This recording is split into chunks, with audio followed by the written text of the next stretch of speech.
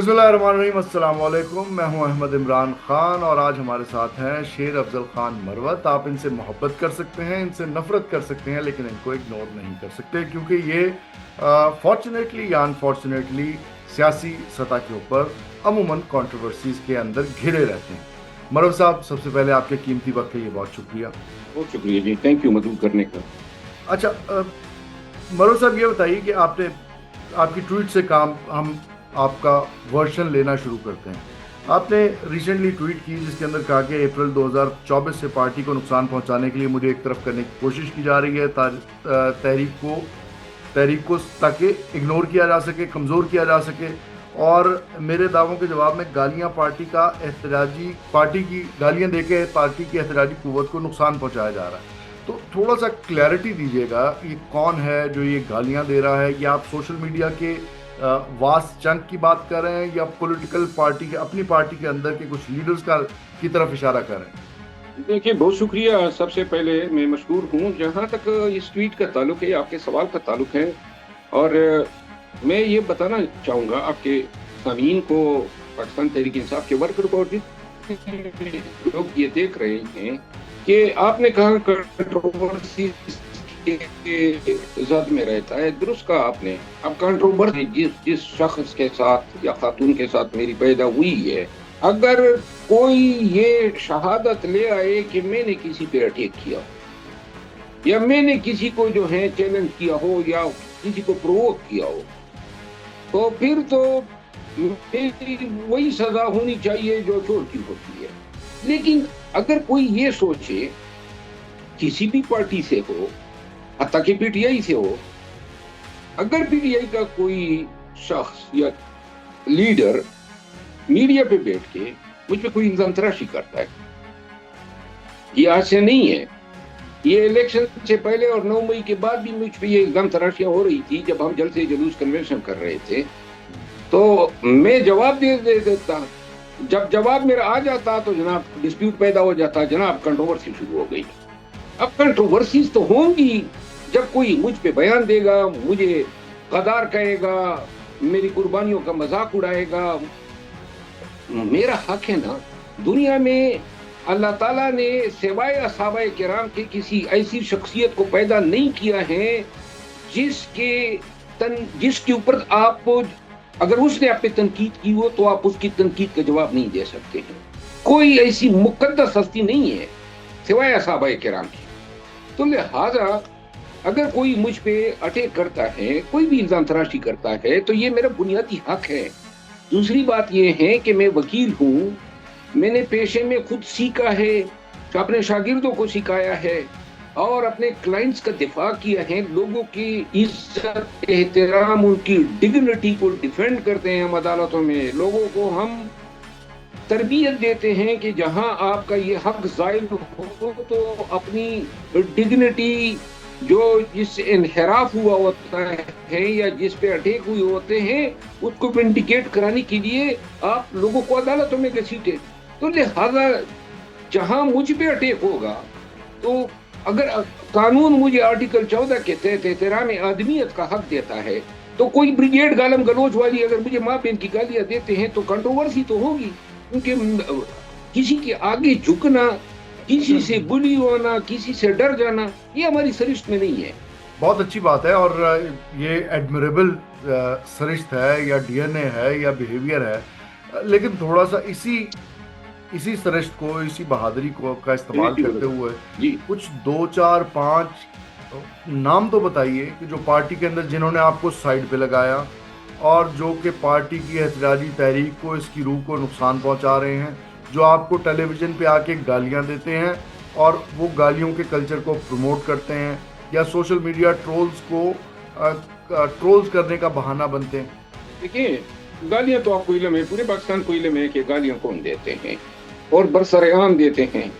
और इन्हीं गालियों के तोफेल और इसी कल्चर के तोफेल जो पाकिस्तान में बिलखसूस उन लोगों ने जो बदकिस्मती से पीछे इया कनाबद वैया कनस्ताइन लिखते हैं और आगे से गालम गलोच लोगों के मीम्स बनाते हैं, एआई का इस्तेमाल करके उनको जानवरों के हुलिये देते हैं, और इससे कोई भी जो है महफूज नहीं।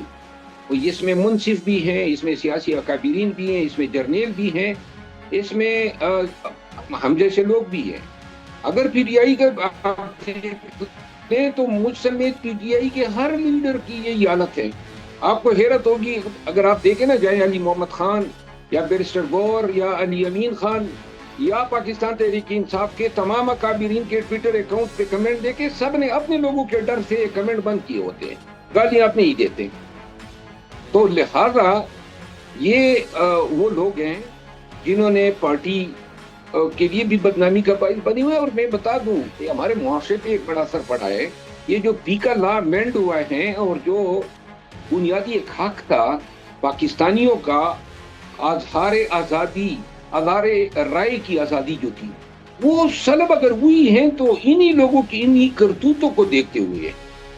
तो लिहाजा हाँ, जहाँ तक उन लोगों का क्या ताल्लुक है, वो लोग जो हैं माजी में मेरे तनाज़े पैदा हुए जब रऊफ हसन पहला आदमी था जिसने मेरे खिलाफ बयान दिया, और जिसके बाद मैंने आज तक हमारी ये चल रही है।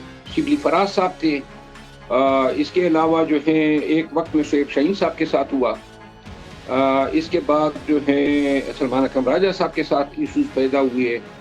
फिर चलते चलते जो है बात यहाँ तक आई। तो साइड पे अगर मुझे किया है ना, तो साइड पे करने का उस दिन मुझे कि मैंने कह रहा था असेंबली के इजलास में नोज लाबी में, कहता है कितने खुशकिस्मत हो आपको निकाल दिया है। मैं तो जब से इन्होंने निकाला है इतना एक सुकून मिला है कि पर्चे नहीं हो रहे, गिरफ्तार नहीं हो रहा हूँ, एजेंसियां पीछे नहीं पड़ी हैं, नुकसानात मेरे रुक गए हैं।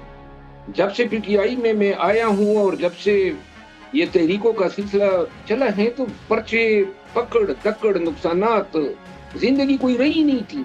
हर वक्त मुतहरिक होते थे, अपने खर्चे पे सब कुछ करते थे। तो लिहाजा और ये हम क्या करते थे, हम लोगों को निकालते थे, लोगों को शऊर मोबिलाइज करते थे। नहीं, आपने बड़ा, बल्कि मैंने आप पिछले इंटरव्यू में भी आपको कहा था कि you were the poster boy. के बाद पाकिस्तान में तहरीक चलाना कोई आसान तो नहीं था, लेकिन मैं चूंकि वकील हूँ, हमारा पेशा जो है वो कलाम करने का होता है, तो मैं गया, हर जिले में गया, सूबे में गया, वहाँ लोगों को हमने बताया कि मोबिलाइज किया। अच्छा खान साहब, now let me put the next question. आपने जिस माशरे के रवैये की तरफ, कम्युनिकेशन नक्कासी की तरफ, खराबी की तरफ निशानदेही की है, बिल्कुल इम्पॉर्टेंट है। बट कीपिंग इन व्यू कि हम एक ऐसी सोसाइटी में रहते हैं जहाँ पे मादरे मिलत जो हैं उनकी इलेक्शन कैंपेन में उनको ह्यूमिलिएट करने के लिए एक जानवर के गले में लालटेन डाल के उसको फैलाया गया, उसका जुलूस निकाला गया। फिर नवाज शरीफ साहब वो जलसों के अंदर खड़े हुए वो क्लियर कट कहते थे ये अंग्रेज़ों के कुत्ते नहलाते थे, वो अंग्रेज़ों की खिदमत करते थे। फिर बीबी बेनज़ीर भुट्टो की तस्वीरें जहाज़ों से फिकवाई गई। फिर राना सनाउल्लाह का स्टेटमेंट जो उन्होंने मरीम नवाज़ के बारे में दिया था, फिर पीपल्स पार्टी से बीबी ने निकाल दिया, फिर मुस्लिम लीग नून। तो एक कल्चर, और ख़ासतौर पर डोमिनेटली पंजाब का, तो यहाँ पे तो अगर आप अंदरून लाहौर में हैं तो 2.5 मन की गाली से तो आगाज़ होता है। तो पूरे के पूरे तो पाकिस्तान का, हिंदुस्तान सब कॉन्टिनेंट का ये एक कम्युनिकेशन का इशू है। यहाँ पे गाली के एक्सप्रेशन को बहुत ज़्यादा यूज़ किया जाता, बल्कि इवन अमेरिका, इंग्लैंड के अंदर अब वो एफ वर्ड के बगैर तो उनका कोई सेंटेंस नहीं आता। तो ये तो पूरा एक आलमी वो है, आई मीन खराबी है जिसकी तरफ आप सही निशानदेही कर। हर कल्चर का अपना एक तरीका होता है। अब जिस कल्चर में मैं पला बड़ा हूँ, हमारे पश्तून मुआशरे में गाली पर नेक्स्ट जो होता है वो असला उठाया जाता है। किसी को माँ बहन की गाली दो ना तो वो मरने पे तुल जाता है। और आप यकीन करें कि ये गालियाँ जो हैं जिंदगी में मेरा शायद ही उस गालियों से वो, क्योंकि ऐसे लोग हमें मिलते ही नहीं थे हमारे मुआशरे में। ये तो जब मैं 2007 में इस्लामाबाद आया और यहाँ पे ये इंकशाफ हुआ कि जी गाली भी होती है। अमूमन एक दफ़ा एक वफाकी वजीर ने मुझे एक मीटिंग में गाली दी, मैं सरकारी मुलाजिम था, तो मैं तो सिर्फ वही करवादार ही नहीं था। तो उसी मीटिंग में जनाब उस वफाकी वजीर की मैंने दुर्गत बनाई, जो हाथापाई हुई और जो हमने मार दाड़ की। پھر میں یہ کئی دفعہ مجھے ایکسپیرینس ہوا. اب جو 2-3 سال سے پھر میں گمنام آدمی تھا, پرواہی نہیں تھی, لوگوں کے ساتھ لینا دینا اتنا تھا ہی نہیں. میں تو ایک وکیل تھا, اپنے کلائنٹ کی حد تک میرا تعلق ہوتا تھا. اب پی ٹی آئی کی تحریک چلانے کا ایک فائدہ یا نقصان یہ ہو گیا کہ پاکستانیوں نے جان لیا. اب جاننے کے فائدے تو ابھی تک مجھے معلوم نہیں ہے کہ کوئی فائدہ ہوگا. البتہ یہ فائدہ یا نقصان ضرور ہے کہ ہر دوسرا سوشل میڈیا ایکٹیوسٹ جو ہیں میرے حوالے سے جھوٹ بولنا, بہتان ترازی کرنا اس لیے ضروری سمجھتا ہے کہ وہ ہٹ ہوتی ہیں, لوگ اس کو دیکھ لیتے ہیں. ویڈیو بھی اسی طرح بنائے جاتے ہیں کیونکہ وہ ہارٹ کیش کی طرح ان کی یہ سیل ہو جاتی ہے. اس کا یہ بھی فائدہ ہوا ہے کہ نہ کوئی ہم پرائیویٹ لائف رہی ہے, نہ فیملی کے ساتھ گھوم سکتے ہیں, نہ شاپنگ کر سکتے ہیں, نہ واک کر سکتے ہیں. اب اگر کوئی یہ جتاتا ہے نا کہ مجھے کسی نے پہچان دی ہے, تو یہ پہچان اپنے پاس رکھے, مجھے میرا پیشہ دے, مجھے وہ گمنامی واپس کرے. اور یہ جو گالم گلوچ ہیں, جتنے لوگ آپ کو کم جانتے ہیں اتنی آپ کو کم گانا پڑتی ہے. جتنے آپ مشہور ہوتے ہیں, ابھی آپ دیکھیں, اور اگر کسی معاشرے میں یہ رویے ہیں کہ گالیوں سے جو ہے گالیوں تو ہمارے ہاں تو ہم نے یہ سنا تھا, دیکھا تھا کہ بانڈ اور زنخیں گالیاں دیتے ہیں, ان کی اوقات یہی ہوتی ہے.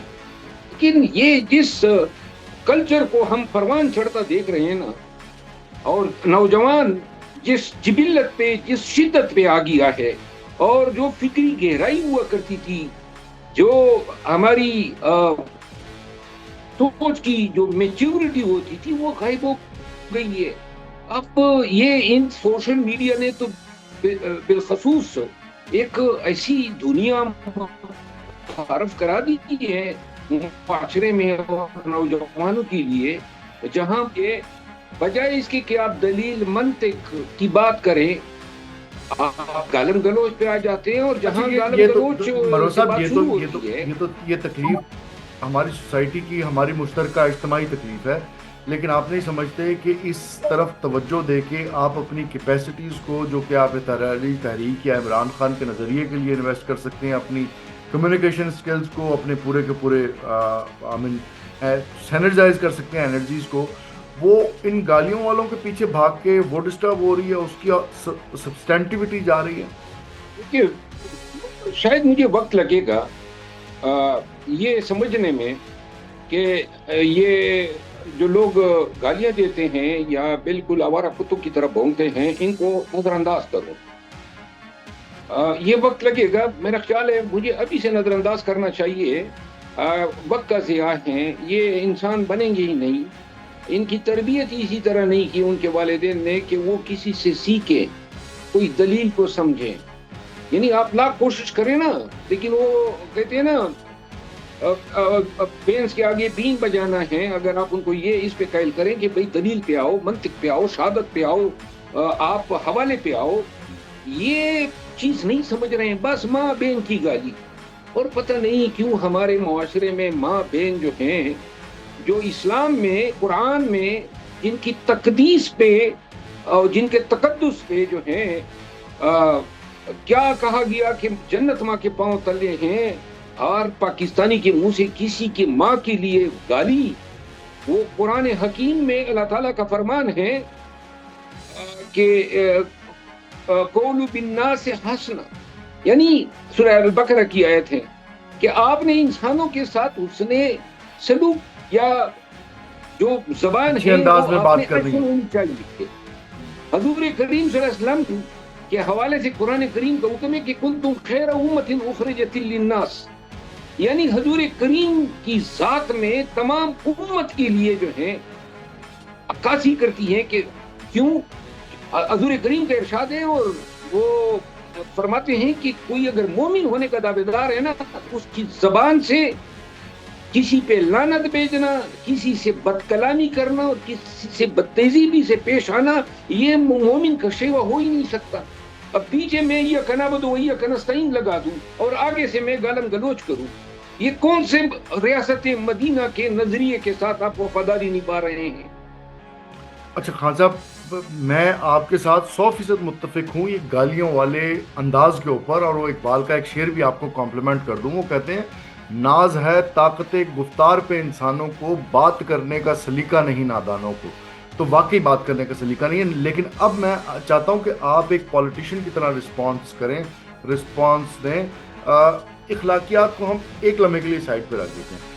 آپ کی ٹویٹ ہے، آپ کہتے ہیں کہ دوستوں اور ورکرز کے مخلصانہ مشورے کے بعد علیمہ خانم اور ان کے بیٹوں کی گرفتاری کے اوپر بات نہیں کروں گا. تو یہ بڑے آپ نے ایک پازیٹیو قسم کی ٹویٹ کی ہے. بٹ میں جاننا چاہتا ہوں کہ جس کلچر سے آپ آتے ہیں اس کلچر کے اندر تو بہنوں کو، ماؤں کو، صنف نازک کو، خواتین کو بہت ہائی پیڈسٹل پہ رکھا جاتا ہے. تو یہاں پہ آپ کو دوستوں کے مخلصانہ مشورے کی کیوں ضرورت پڑی؟ وہ غیور پٹھان کا جو ایک بیہیورل سسٹم ہے اس نے اس کو خود ہی کیوں نہیں ڈیٹیکٹ کیا کہ عمران خان کی ایبسنس میں Aleema is just like a elder sister to me and I have to harbour her peace of mind. اور اس بات پہ آپ نے اس کا ذکر بھی کیا کہ آپ اس کی مذمت کرتے ہیں ان گرفتاریوں کی. لیکن علیمہ خانم کے ساتھ کیا واٹ از دی کلیش اور what is the issue between you and her? دیکھیے اگر میں اب اس سوال کا جواب دوں گا تو اپنی ٹویٹ کے خلاف جاؤں گا. دیکھیے مجھے پاگل کتے نے کاٹا تھا کہ میں محترمہ علیمہ خانم کے پیچھے شروع ہو جاؤں. اچھا آپ بتائیں نا پی ٹی آئی میں اگر کسی نے رہنا ہے تو وہ کوئی مطلب ہے کہ اتنا جاہل اور احمق ہے کہ اس کو یہ اندازہ نہیں ہے کہ وہ اگر اس طرح اس نہج پہ آئے گا تو اس کا کوئی فیوچر نہیں ہے. مجھے کیا یہ اندازے نہیں تھے؟ لیکن اگر میں آپ کے سوال کا جواب دوں گا تو پھر وہی مجھے بتانا ہوگا جو میں بتانا نہیں چاہتا ہوں. کہ میں نے ایک کمٹمنٹ کی ہے کہ میں اب خاموش ہو گیا ہوں.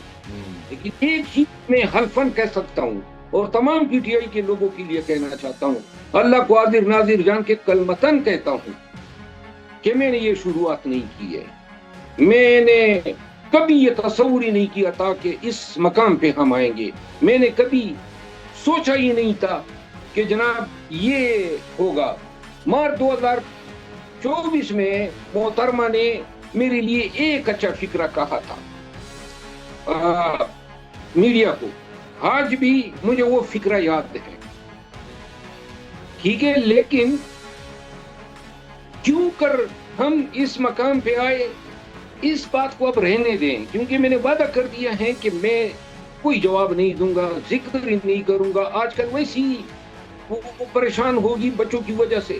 تو لہٰذا اب یہ میڈیا نے ایک اور سلسلہ میرے کھاتے میں ڈال دیا کہ جی میں نے یہ کہا ہے کہ اس کے بیٹے اکاؤنٹ استعمال کرتے تھے.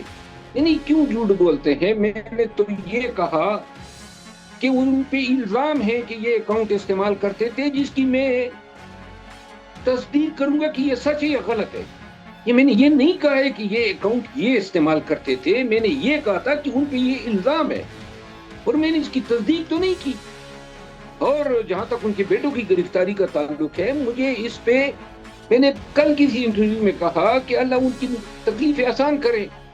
اور ان کے ساتھ ساتھ یہ جو زرتاج گل پھر چوتھی دفعہ 10 سال کی سزا ملی ہے، یہ عمر ایوب خان کو ملی ہے، یہ 75 اور لوگوں کو ملی ہے.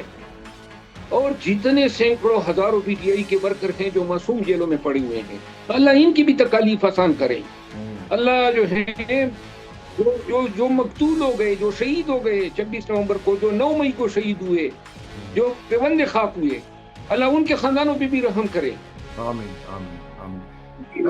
خان صاحب یہ بتائیں کہ یہ جو ابھی ایک کنٹروورسی ان شہداء میں خاکسار کا ایک بردر ان لا بھی ہیں، میرے برادر نسبتی، جو نامعلوم کے ہاتھوں اغوا ہوا اور بعد میں 2 دن بعد ہمیں ان کی لاش ملی.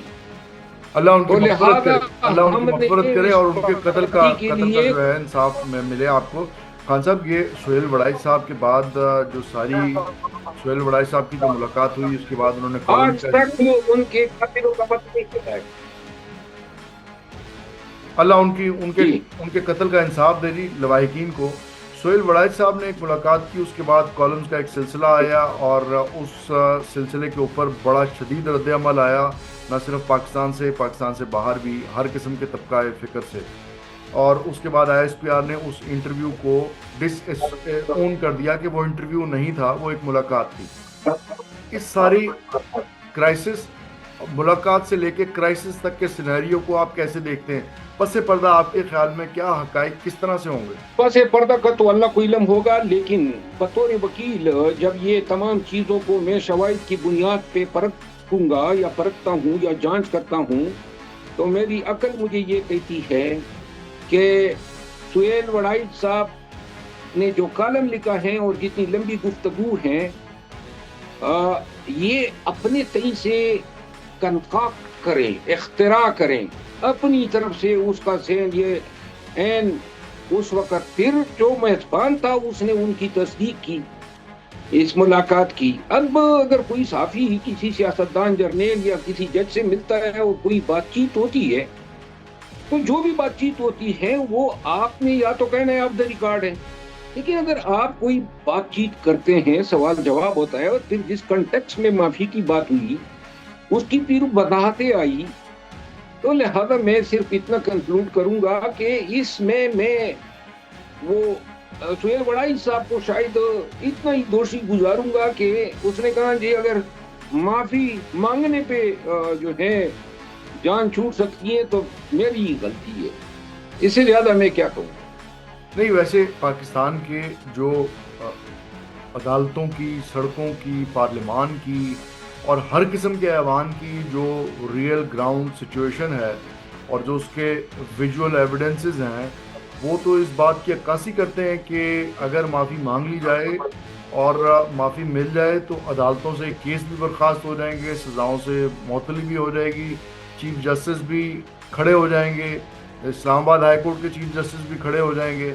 سو یہ جو حقیقت ہے، اس کو آپ اس مفروضے کے اوپر کس طرح سے دیکھتے ہیں؟ دیکھیں، بحیثیت وکیل میں سمجھتا ہوں، اور بحیثیت ایک پارلیمنٹیرین کے، بحیثیت ایک پاکستانی کے، آج بھی میں کچہری گیا تھا ایک ایسے کیس میں کہ جس کے گھر میں چوری ہو رہی تھی، اس نے جا کے پولیس کو بتایا کہ یہ چور آئے ہوئے ہیں، چور سرکاری ملازم تھے، انہوں نے چوری بھی کر لی اور پھر اپنے ہی گھر کے سامان کے لیے اس پہ ہی پرچہ کر دیا۔ آج پولیس ان کو ہتکڑیوں میں لے آئی۔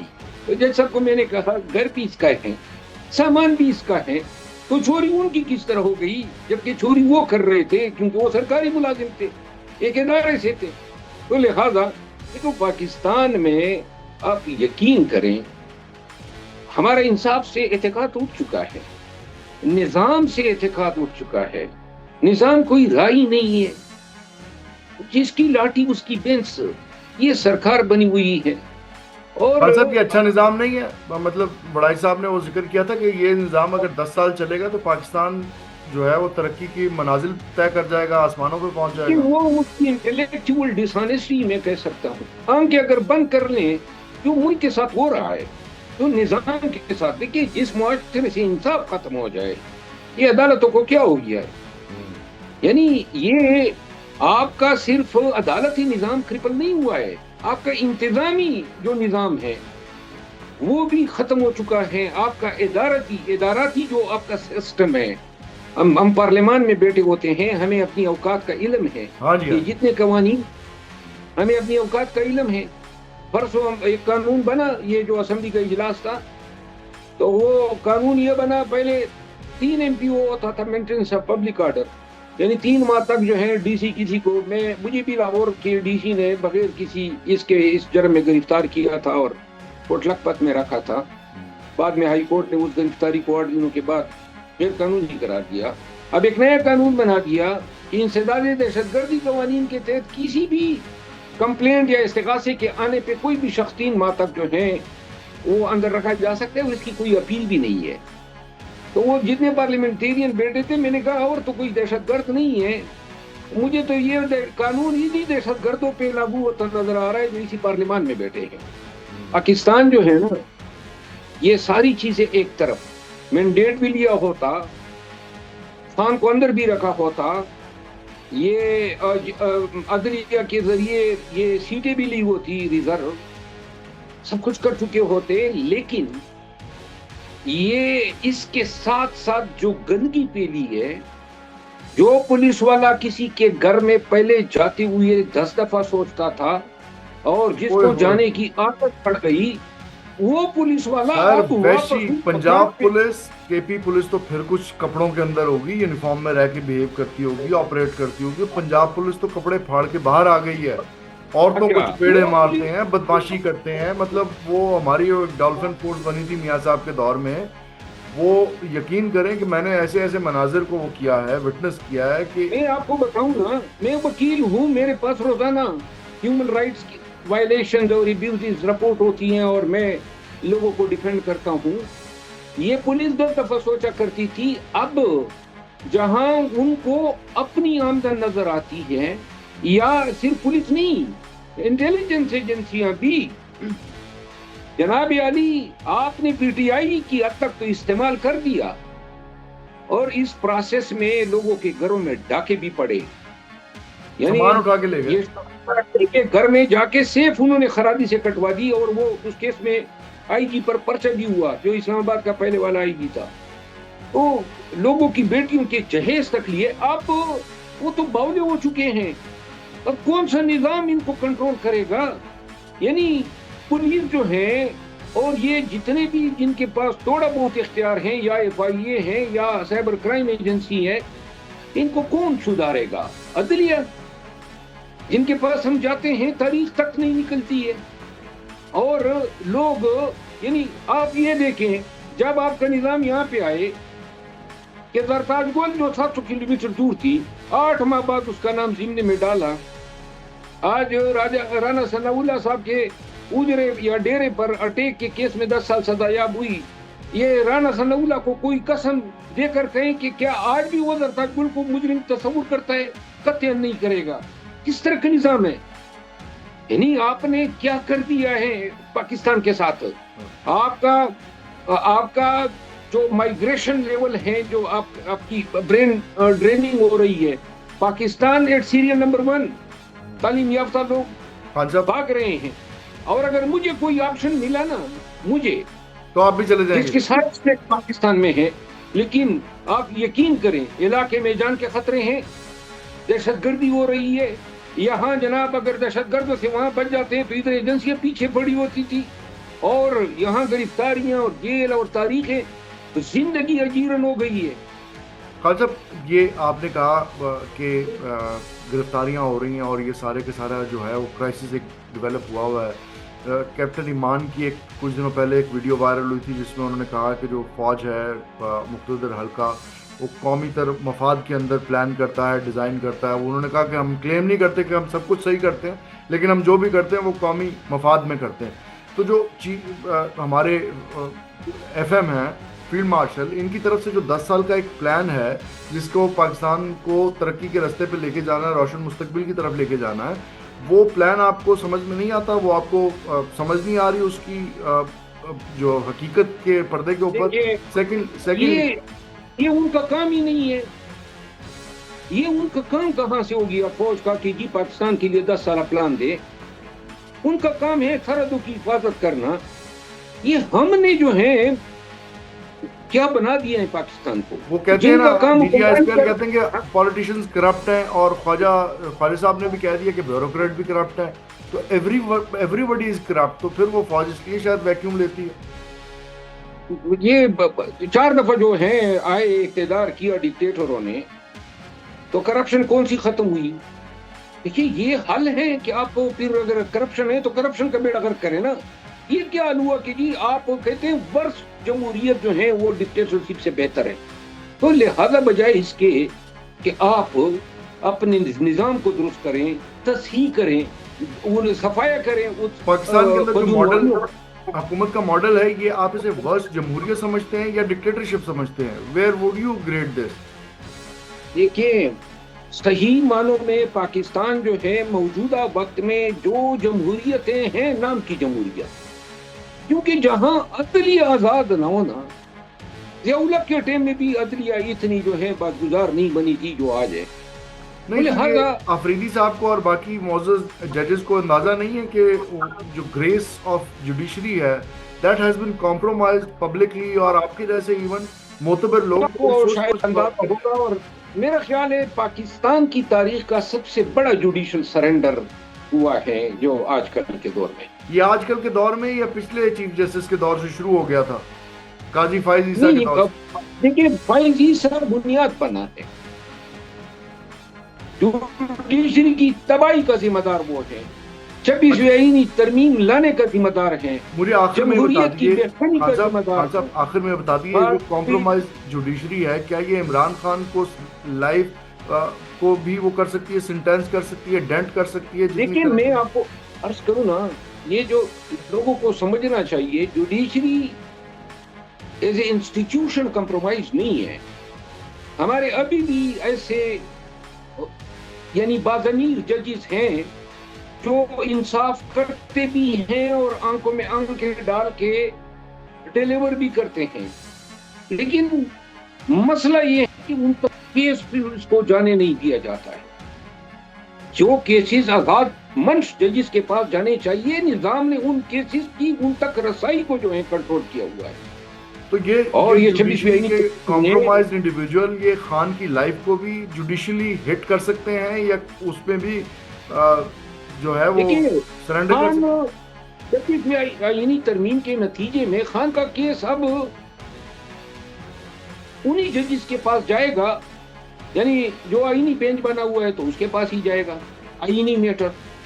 जो क्रिमिनल मैटर्स हैं, इस हवाले से मैं इतना जरूर कह सकता हूं कि क्रिमिनल मैटर्स में खान को इंसाफ मिलेगा, फौजदारी अपीलें या बेल्स हो गई, लेकिन कॉन्स्टिट्यूशनल मैटर्स में जो है, जिस तरफ इस्लामाबाद हाई कोर्ट में हालत है, अब ये कहते हैं ना कि जी ये अपील जो है वो शायद 2026 में भी न लगे, तो यही चीजें हो सकती है।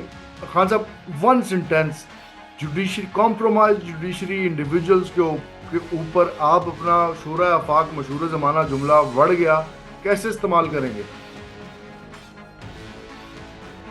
मैं देखिए, मैं खुद इस जुडिशरी का हिस्सा रहा हूँ और मैंने हमेशा सीखा है, सिखाया है, अदलिया का एहतराम सिखाया है, और मैंने हमेशा अदलिया को बड़ा ही आइडियलाइज किया है और ज़हन में हमेशा ये तस्वुर रखा है कि हमारे ऑनरेबल जज साहिबान, जिनको माय लॉर्ड्स हम बोलते हैं, वो एबाव बोर्ड हैं, इंसाफ के पैरागान्स हैं।